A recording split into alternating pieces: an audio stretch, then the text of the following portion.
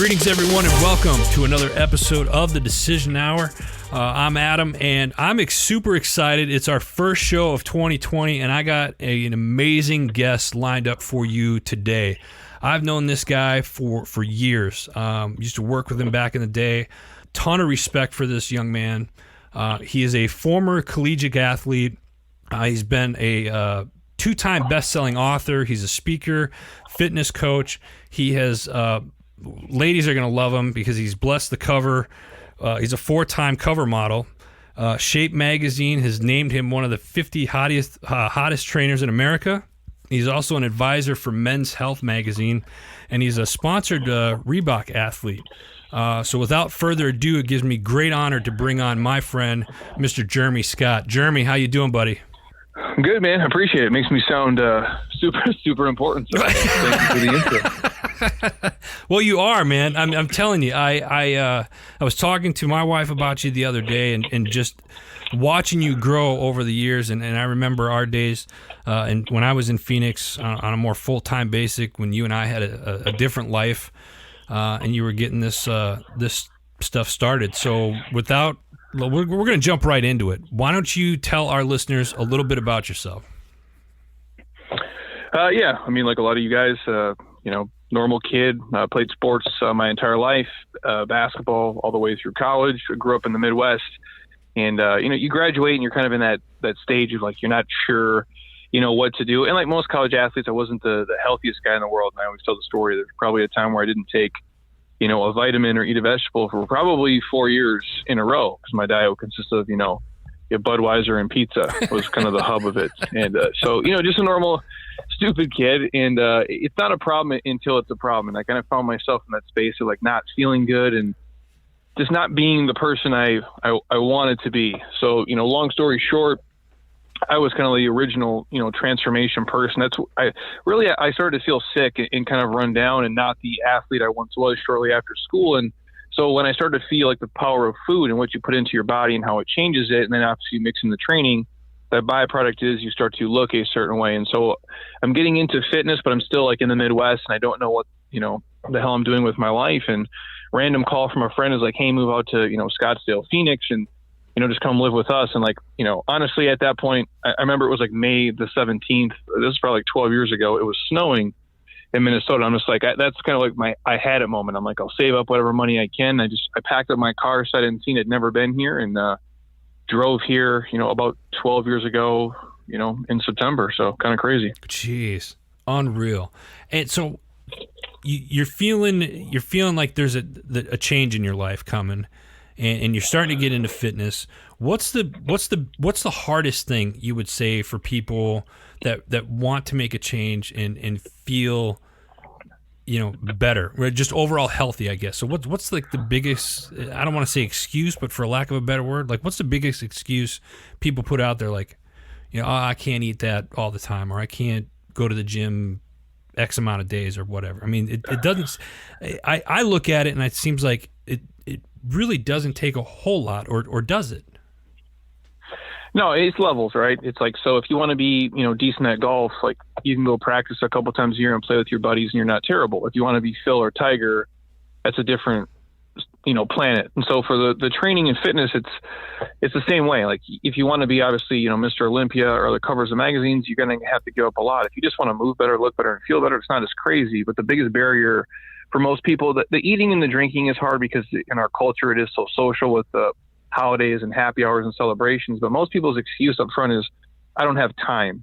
And we've dispelled it, probably 1,000 times over through videos and podcasts and talking to people about it. But we spend time on things we value. And I always will hear people, well, Jeremy, I don't have time to make it to the gym 3 times a week for, 30-minute sessions. I'm asking you for an hour and a half a week total. Yet the same people are spending 10 hours binge watching Netflix, watching college football an entire Saturday, or scrolling on social media for 14 hours a week. If you just would cut out some of those things that what I consider are, low return investments, and put that into the fitness, you'd be fine. But most of the time, like they don't want to make time for it, or the perceived barrier is I can't squeeze it into my schedule. Wait a minute. So somebody who's binge watching Netflix and all that stuff on a weekend, you're asking for a total of an hour and a half a week. That's what you're asking to start them off. Yeah, I think I think the average person, if they would just go through and say, okay, every Monday, Wednesday, Friday, and I'm like, when you come in for 30 minutes, you just can't BS it. I mean, you got to crush it. Right. But if you came in on a Monday, Wednesday, Friday and just crush yourself for 30 minutes, and on the other days, you just do what we call non-fitness activity. Maybe you went on a hike, you walked your dog, you played with your kids, you were just active and moved the body through space. For most people, that's like a long-term, they could do that till they're 90 years old and they'd be successful. Basically what you're telling people is get off your ass, right? And it's excuses. Like but if we told you, hey, if you showed up at this place 3 times a week for 30 minutes, we'd give you $5,000. Well, then they'd show up instantly. Right. And to me, how your body moves and feels, and then the byproduct is it looks a certain way, but to move and feel good forever, to me, there's no amount of money that could replace that. Right. I totally agree. I love that. Folks, real quick, if you're listening to this podcast right now, it means you're already online. So open up another browser and go to www.jeremyscottfitness.com and check out his website and whatnot. Now, Jeremy, I see you got some online coaching stuff as well. So does that mean like you don't have to be in Arizona to work with you, or how does that work? Yeah, I mean, now because the internet we just live in the greatest time and era that's ever existed. Most of our people, we have a great community here in Scottsdale, but most of our flagship programs on the internet, people are in all different countries, all across America. And really with video and voice, we can almost do everything we can do in person. Not quite, but it's close. Yeah, we work with people all over the place, and we give out more, I say, free stuff than most people do paid stuff. So like from YouTube alone, there's 1,000 videos there. Instagram, Facebook, we post every single day. So if you guys want stuff or you have a question, we do answer everybody's question. Now, it might take me 40 hours to get back to you, because if we get 500 questions a day, but we do. And then obviously we have coaching for people who truly need it in terms of eating, training, and you just want to live a healthier life. I love it. And like I said, I've known Jeremy for years, and I've seen his discipline to it. And one of the things I like, when people talk about getting into fitness and whatnot, I always have pushed them. I was like, go check out my buddy Jeremy, because he's like an Adonis. You see him on these billboards, and you see him on these magazine covers, but the cool thing about it is like, if you don't have to look like that to be healthy or whatnot.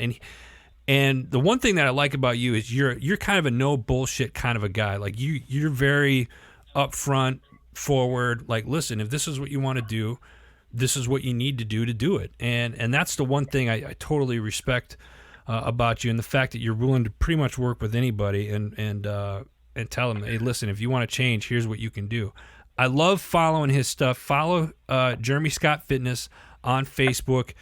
You'll be glad that you did, because like he said, there's a ton of videos and stuff that's out there, and I peek at it weekly to look at stuff that I can add into my routine. So make sure you guys check that out. Jeremy, with everything that you do, and I think a lot of people have this perception, like you're into fitness so much. Do you have like a cheat meal? That's the one question I've always wanted to ask you. Like, or are you pretty strict and like you never cheat on a meal or anything like that? Or is there, if you have a cheat meal, what is it? Yeah, no, I'm like, we're normal humans. Like, I like all the same stuff everybody likes. And I think if people are parents out there, like the things that you introduce to your kids at a young age, I don't know if it ever really goes away. And not that I, would to this point, drink Mountain Dews and crush Doritos and Pop-Tarts, but like I grew up on that stuff as a kid. Right. And it's always kind of ingrained in you. Like if I grew up in a place where I didn't have it, maybe I wouldn't love the same stuff. So yeah, usually the schedule for my life, and again, I'm different than a lot of people, because we have to show up. We film about 1,000 videos per year. And for the brands and stuff we work with, I like to think they pay me because I'm a nice guy. That's probably part of it, but it's because I look a certain way. So if I show up and look like an asshole, like the checks don't come in. So I pick my spots, but yeah, like once a week I'll eat something that would be outside of the normal range at this point in my life, because I'm older. And what I used to do is, we'd eat perfect, then you'd eat like, 2 pizzas and go crazy, but I would feel so shitty afterwards. And now most of the decisions I make are predicated off of, I don't want to feel like complete shit, but like I'm a burger and fries guy. So like I would go do that like on maybe a Saturday or something. I mean, I plan around it, so I know what my workout's going to be before and after and how I'm going to eat before and after, but That's probably like what I would go through. I mean, I like all the same stuff, like, cookies and cinnamon rolls and things. But if I do it, I typically tend to go out to do it. And if I do bring it home, for example, I only bring home like what I'm willing to eat. I don't buy like 50 cookies, right? I'd buy like 2. And I know I'm going to eat 2 because if 50 are there, this is my mentality. It's very addictive. I'll eat all 50 fucking cookies and I wouldn't even bat an eye about it. So I just don't want to feel shitty at this point. So to me, yeah, I do it. And if you guys do it, I would say, go somewhere and do it. And, don't, So it's not at home. Don't bring it home. I got you. I love that. And folks, when like I said, go online, go to www.jeremyscottfitness.com, and you'll see the picture that we put up of Jeremy and whatnot. You'll understand. I mean, he's human, and that's what I love about him. Let me ask you this: it seems like one of the other questions I have here is like diets. Are diets kind of a fad? Like I see, and the reason why I'm asking is because it's something I've gone through myself, is I see like this keto diet thing going on. I've seen people that have done it, been successful with it, but I've seen that it's not necessarily a long-term thing. If you get off it, then is that something you can talk about? Yeah, like we did a podcast on it, obviously, because we're in the industry and it is popular at this point. Honestly, to me, like, that eating style has been around for a long time. Like, we might, morph and shift the names. Long and short of it, can you be successful doing it? For sure. I think you can be successful doing almost any diet. When I say diet, I mean like the nutritional plan you eat for life. The problem is, here's how it works. Like, you're eating keto. You basically are cutting out an entire macronutrients, meaning carbohydrates are devoid of your diet or they're very limited. If you're a dude who's 200 pounds, you're probably talking 40 grams or less. If you're a woman who's smaller, it's probably 20 grams or less. That's really fucking hard to do. Like, if you're eating avocados and even peanut butter, they do have carbs in them, so it does add up. So can people be successful? Sure. Sustainability for life, I think it's hard for people to always like cut out beer or pizza or chips and things when in moderation, I think they can fit into your life. So we have a couple people here who like to do it, but they're type A people. They're dentists, they're CEOs, they're people who are already in that mindset. Mm-hmm. I think average Rick, who struggles to show up to the gym 3 times a week, having him cut out an entire macro for his whole life is really hard to be sustainable. And what we say is if it's not sustainable, it's not attainable for success. So it can work. I think the most people would be better off doing like a balanced style nutrition plan where they're eating, some fruit, some vegetables, mostly proteins, healthy fats, and then obviously picking their spots. But something can work for everyone. I just don't think in 30 years there's going to be this massive keto wave. I could be wrong, but probably not. So, all right. Well, what about? Let me ask you this: Do you work with people that have that have had some type of serious injury or whatnot, whether it's osteoporosis or osteoarthritis or any adaptive athletes or stuff like that? And the reason I ask that is, I'll be honest with you, I'm going to be selfish here for a minute, folks. And Jeremy, I'm asking because I've had, I'm a vet, a military vet, and I've sustained some long-term injuries in myself, and I have tried different things and whatnot, and it's I'm like you said, human. I fluctuate up and down. Some days are better than others and whatnot. But do you sit down with those guys, people like me with certain injuries, and customize a workout program then for them based off of their injuries? Yeah, I mean, even though the people we have who come in here, most of, again, we're in Scottsdale, Arizona. People have money here. They can do stuff. Typically, they're older, so they're not 22 years old. Most of our people are probably between the ages of 35 and 65. And honestly, after the age of probably 25, you have some baggage through life, just normal wear and tear, especially like if you were, in the military or you played sports, even at the high school level, college and professional. So we do have a lot of those guys here. And as you age, just life in general, we typically don't get, stronger, leaner, we get older, softer, and wrinklier. That's just life in general. So you pick up, shit along the way. Right. And so we get someone who comes in like, well, Jeremy, when I do forward lunges, it bothers me. I'm like, well, let's not do them then.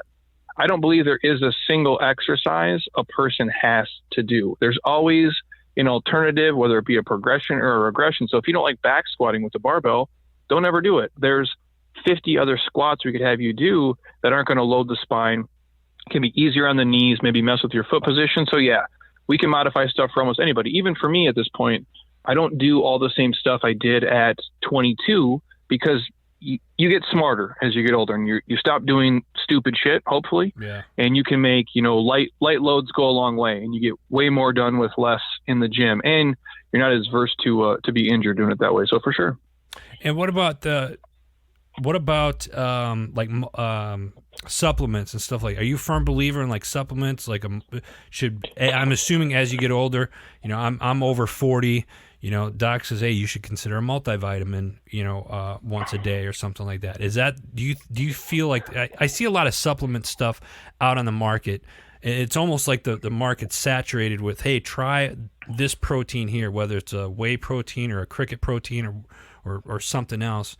Do you suggest putting the supplements in people's routine, their daily diet? I mean, it depends on the person. Like we make we have a free supplement guide, like the supplement pyramid. I kind of broke everything down in order. There is a couple that I take that I believe in. I go, but real food has to be the base always. And that's why it's called, and that's the terminology alone. Sometimes as humans, we just look past it. It's a supplement, right? So if you're supplementing it to your shitty diet of pizza and beer, it really won't do anything. Right. If you supplement it to eating a diet of, lean proteins, healthy fats, and fruits and vegetables, it can make a difference. Like we use like an athletic greens, right? And so that'll take the place of like a multivitamin. And to me, like that's kind of covers all the bases for people. And we go, what is the easiest thing for a person to take? And is it going to cover the gaps that they're missing? And if it's not going to, it's probably not necessary. Most people, like, they'll spend all this money on pre-workout. You could have just drank a coffee. You probably would have been fine. So some of them I think are more important than others, but on a person by person basis. And we kind of look at, hey, here's what we're eating and here's what our goal is. And then we might sprinkle in a supplement or two around it, but I wouldn't spend, and people do this, they spend $500 a month on supplements and then buy the cheapest food possible. It's like buying the nicest rims in the world on the shittiest car. Yeah. Like, why would you do that? But yet people are doing it every day. So do they matter? Sure. But I think if you're eating like crap, I wouldn't waste the money. So what it boils down to is what you're getting at the grocery store and what type of food you're eating. And that's where it sounds like that's where it's really got to start is there. Otherwise, like you said, supplements aren't going to do a damn thing for them if you're eating like crap. No. Listen, folks, if you're listening to this podcast, it means you're already online. Go to jeremyscottfitness.com. And, this is the first episode of the 2020. And, a lot of people this time of year, they come up with, I'm going to change my fitness goals and I want to feel better and do this and do that.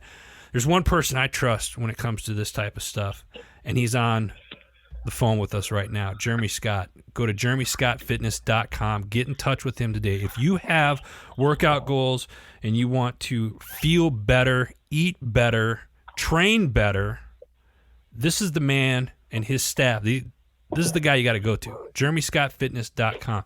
Jeremy, we're getting up on time here. I got one more question I want to ask you, brother. Yeah. You're on a show called The Decision Hour. I ask this to everybody. So name a time in your life where your feet were on the line and you had to make that decision. What was it, and what was the atmosphere like at that time? I could probably go a handful, but since we're, talking about my stuff here, we'll kind of go that one. As you know, I've had one corporate job. We worked in the same building. I was an academic counselor. That's the only time I ever worked for anybody else in my entire life.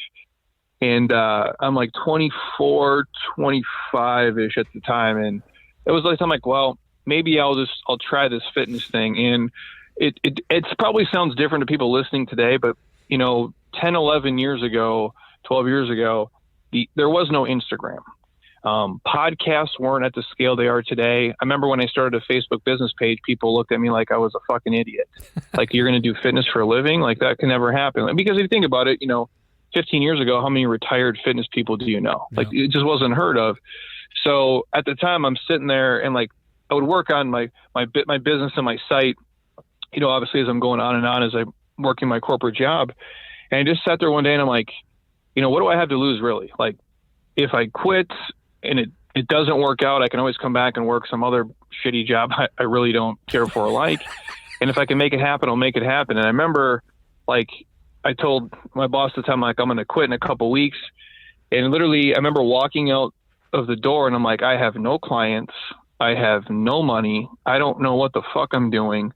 And that was just kind of like my sink or swim moment, if you will. And I would really wake up like every day and not really know what the hell I was doing. And I just kind of had to figure it out. Cause I mean, either was that or like I was going to bankrupt my wife and I was going to have to go back and like just work at Enterprise and do some horseshit job for the next 50 years. So that was kind of it. I mean, it's scary. It's exciting at the same time. And like you take victory in the smallest wins. Like I get like 2 people to show up to a group, or I get like, you know, 1 new person to pay me $20. And like, it was a lot to me. It's like every dollar and every single thing mattered. Not like it doesn't today, but when you're in that ecosystem and you don't have a choice between like, well, here's what you want to do for your life and you control it, and it's either going to happen like I'm living today, or it sucks shit and you just kind of, you know, fold like a lawn chair. And, you know, thankfully for me, I got lucky along the way and met a bunch of good people, you know, worked 100 hours a week every week for the past 11 years. And here I am. So that's got to be it. Man, God bless you, Jeremy. Listen, man, I appreciate your time today. Thanks for coming on.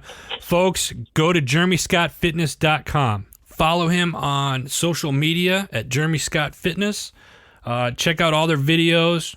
Get in touch with them. Live a healthier life. Eat better. Feel better. JeremyScottFitness.com. Jeremy, thanks a lot for joining us today. Folks, that's all the time I have for you today. Before I let you go, make sure you check out our parent network, Heroes Media Group. If you're interested in becoming part of the HMG family, go to www.heroesmediagroup.com. Until next time, I'm Adam. You've been listening to The Decision Hour.